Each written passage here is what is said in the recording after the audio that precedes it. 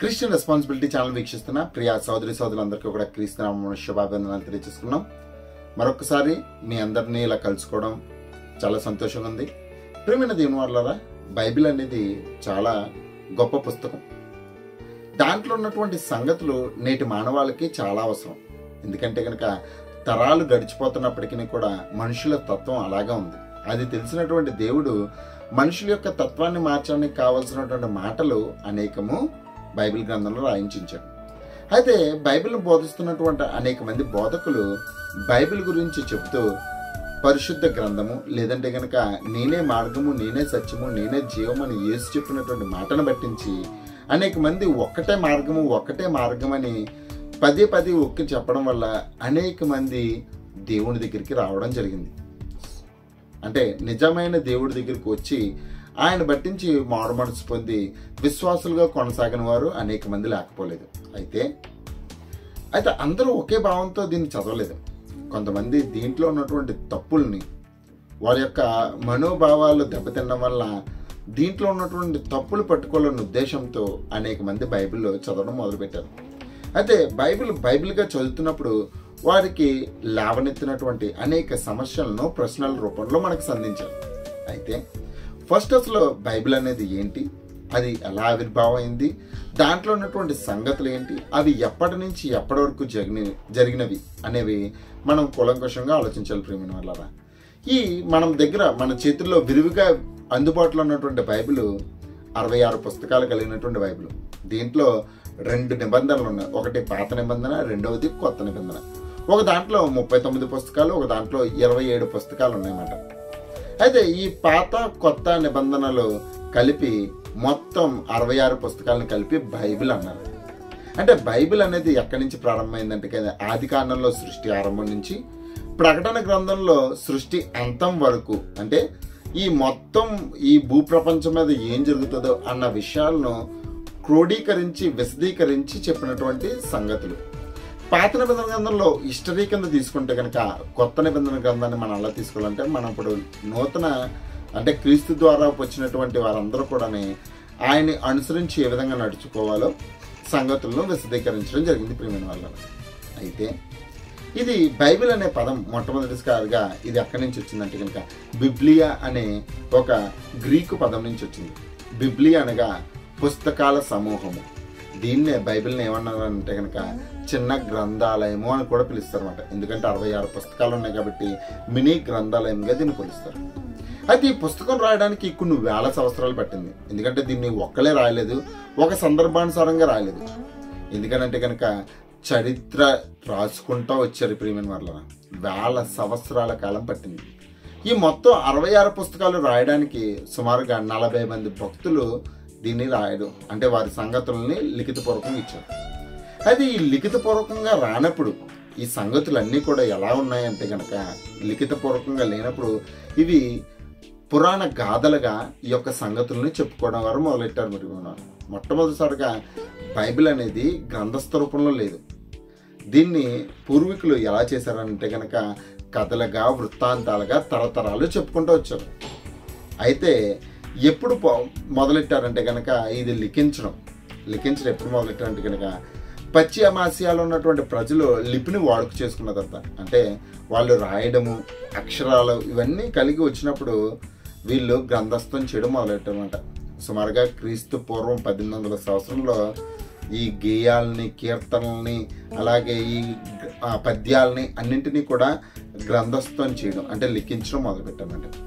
వీళ్ళు మొట్టమొదటిసారిగా లిఖించడం మొదలుపెట్టినప్పుడు వీళ్ళు వాడినటువంటి పదార్థం ఏంటంటే కనుక పాపిరస్ అనే ఒక రెల్లు దుప్పు మీద వీటన్నింటినీ కూడా రాయడం జరిగింది. అది రాసిన తర్వాత కొంతమంది ఏం చేశారంటే కనుక చర్మపు కాగితాలు, అంటే జంతువుల యొక్క కాగితాల మీద, అంటే జంతువుల యొక్క చర్మాల మీద ఈ యొక్క మాటలు అనేది రాయడం జరిగింది మాట. ప్రియమైన వాళ్ళ అయితే అప్పుడెప్పుడో అంటే రెల్లు కానీ జంతువుల యొక్క చర్మం కానీ దర్ ఇస్ ఎ లిమిటేషన్.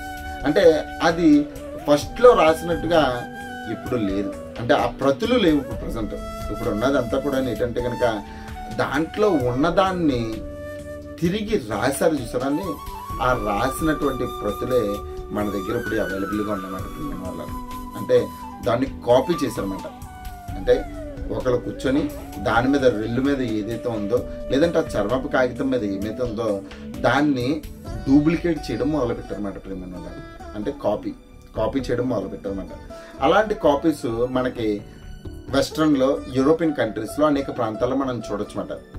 లండన్లో కానీ, ప్యారిస్లో కానీ, జెరూసలేంలో కానీ, న్యూయార్క్లో కానీ, చికాగోలో కానీ, ఫిలదెల్ఫియాలో కానీ ఉన్నటువంటి గ్రంథాలయాల్లో ఆనాటి ప్రాచీన కాలంలో రాసినటువంటి ప్రతులను, అదే డూప్లికేట్ ఏదైతే ఉన్నాయో ఆ ప్రతులను మనం చూడొచ్చు ప్రియమైన వాళ్ళ.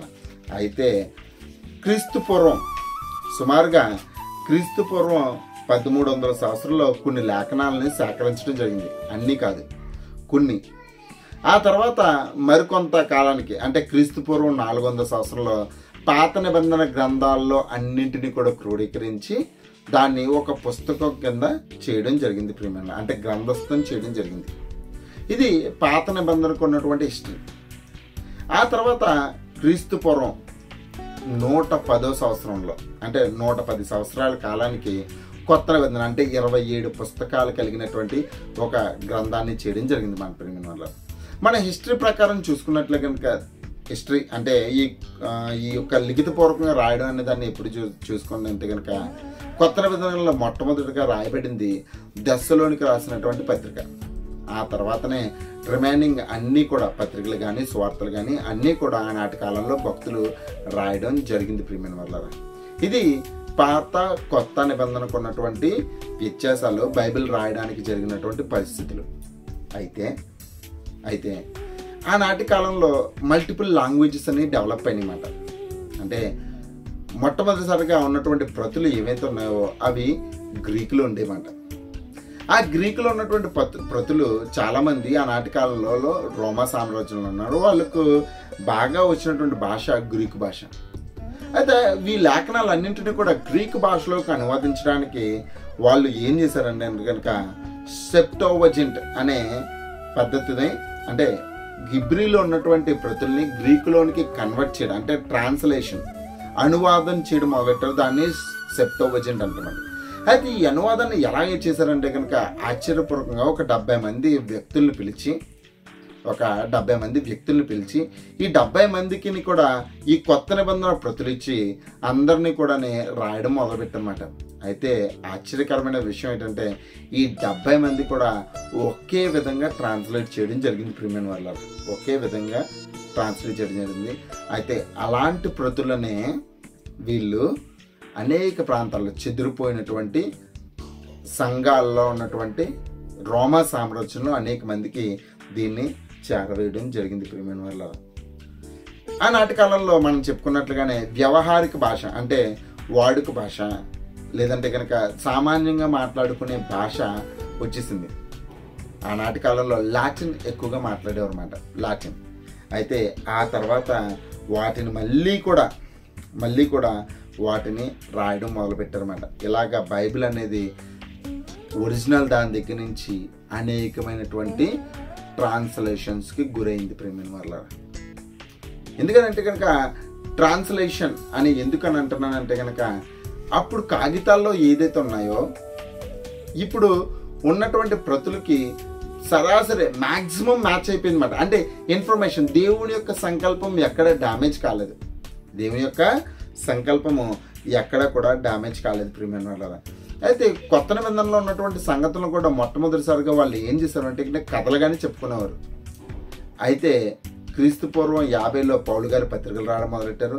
ఆ తర్వాత సువార్తలు క్రీస్తు పూర్వం 65వ శతాబ్దంలో, 65వ సంవత్సరం, క్రీస్తు శక 65వ సంవత్సరంలో వాటిని రాయడం మొదలుపెట్టారు ప్రియమైన వాళ్ళ.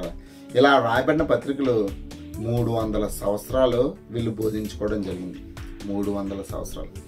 ఆ తదుపరి 367 సంవత్సరంలో అలెగ్జాండ్రియా బిషప్ అయినటువంటి అథనేషియస్ అనే అతను ఈ గ్రంథాలన్నింటి, అంటే పత్రికలు, విడివిడిగా ఉన్నటువంటి పత్రికలన్నింటినీ జతకట్టి 27 పుస్తకాలుగా కూర్చి దాన్ని కొత్త నిబంధనగా పెట్టడం జరిగింది ప్రియమైన వాళ్ళ, జరిగింది.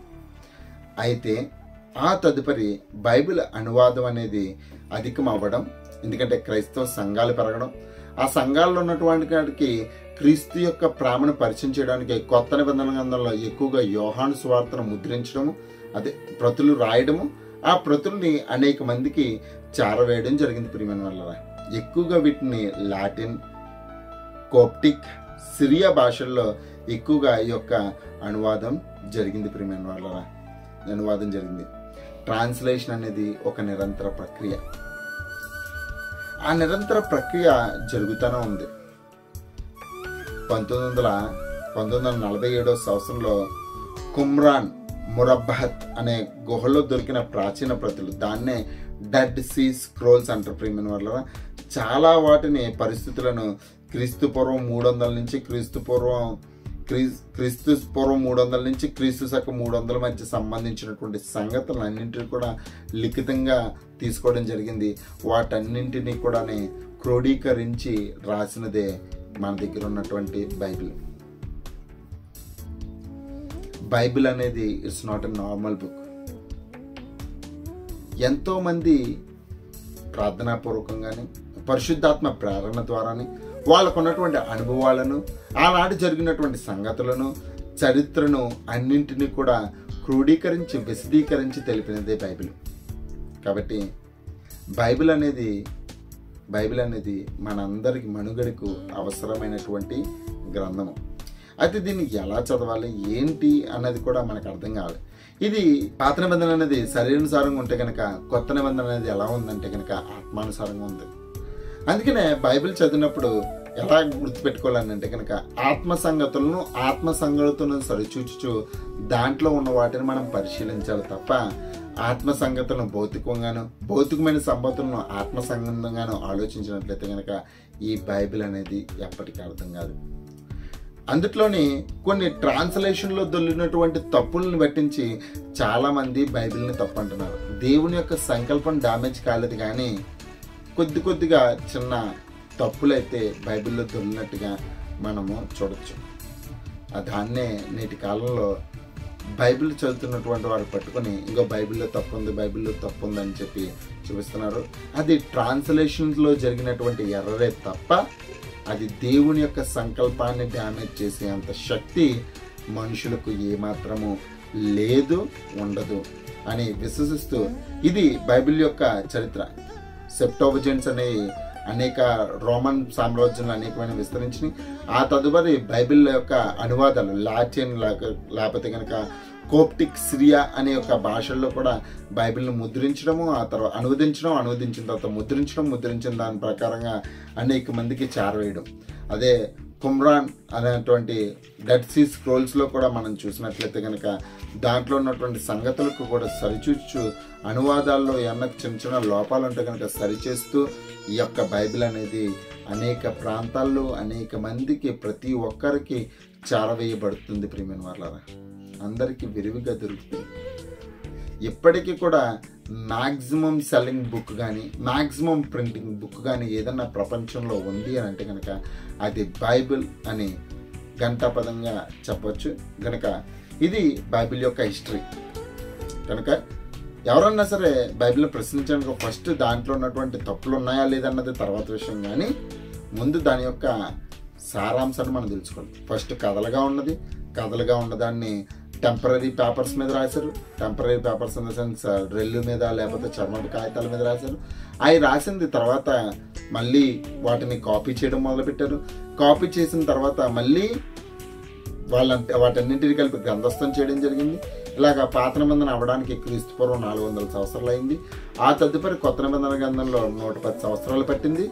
110 సంవత్సరాలకి మొట్టమొదటిసారిగా అది కూడా ఫస్ట్ కథలుగా చెప్పుకునేవారు, వృత్తాంతాలుగా చెప్పుకునేవారు. ఆ తదుపరి క్రీస్తు శకం 50వ సంవత్సరంలో వీటిని పౌలు గారు ఫస్ట్గా లెటర్ రాస్తే ఆ తర్వాత సువార్తలు రాయడం జరిగింది. ఆ తదుపరి మొత్తం అంతా కూడా కొత్త నిబంధన గ్రంథంగా మారడానికి క్రీస్తు శకం 367 సంవత్సరంలో బిషప్గా ఉన్నటువంటి అథనేషియస్ అనే అతను దీన్ని 27 పుస్తకాలు కలిగినటువంటి కొత్త నిబంధన చేయడం జరిగింది. ఇది బైబిల్ యొక్క పూర్తి వృత్తాంతం. అయితే నెక్స్ట్ వీడియోలో మనం చూసుకోవచ్చు అసలు ప్రొటెస్టెంట్ బైబిల్కి అలాగే క్యాథలిక్ బైబిల్కి ఉన్నటువంటి డిఫరెన్స్ ఏంటి. ఆ వాటిల్లో ఉన్నటువంటి సంగతులు మనం ఎంతవరకు యాక్సెప్ట్ చేయొచ్చు అన్నది నెక్స్ట్ వీడియో తెలుసుకోవచ్చు. అప్పటి వరకు కూడా దేవుని యొక్క కృప మనందరికీ తోడే నడిపించును గాక. ఆమేన్. అందరికీ వందనాలు. Thank you.